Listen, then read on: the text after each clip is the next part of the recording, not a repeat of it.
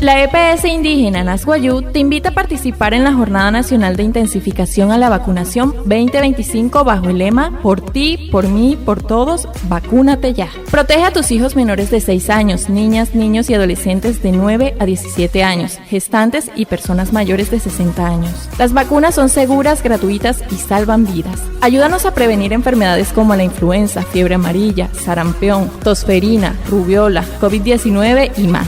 Únete este viernes 12 de diciembre al vacunatón nocturno y el sábado 13 a la Jornada Nacional de Intensificación a la Vacunación. Acude en distracción a la S Hospital Santa Rita. Por ti, por mí, por todos, vacúnate ya. Anasguayú, juntos gestionamos salud. Vigilado Supersalud. TPSIca Anasguayú, Jena Hirrengia. Por ahí Amacuna Hirakat, Achahakat Som, Tepich, por Amacuna Hana Sohuyakat 2025. Hupunat Puts Makat, Tamun Tapura Tayake, Pura Piakat, Otawapura Wapushwa, Makun Hirholu, Haima Hirahuchoni, Oyu Kansuri Aipiruhuya, Otamshia Nahimari Kaneke, Mekietani, Senaimin Poro Karach Menoyose, Ipuonu, Otawayu Mreu, Nalata Renoy Suri, Aipiroshki Huya, Makunakat, Anas, Rots, Maria Parasat, Katoru Wayu Hutuma, Hikari Hepawate Pichkari Pura, Haima Hirensuri, Tuanuri Canuri, Kari Influenza, Fiebre Amarilla, Sarampión, Tosferina, Rubiola COVID-19, Otamsia Tuaneiro, Hirut Kapawanaimen, Pieno 2 en Kari Kashika y diciembre, so Huyakate, Pura Toma Amakuna Hiram Sawai Hatka, Otamsi Sawano 13 en Kari diciembre, so Punate Amakuna Hiram Reuskat, Pura Akomo Inha, Namakuna Harikosu Woman. Hirut Kapa distracción, Suru Mitopitatka, Santa Rita, Muy Piaka y Tamintayaka y Wamu Wapushwa, Makuna Hirhoru, Anaswayu, Achaha Hiraswakwe Papurana, Anahna Chivistuntu, Anahuskat Sawana.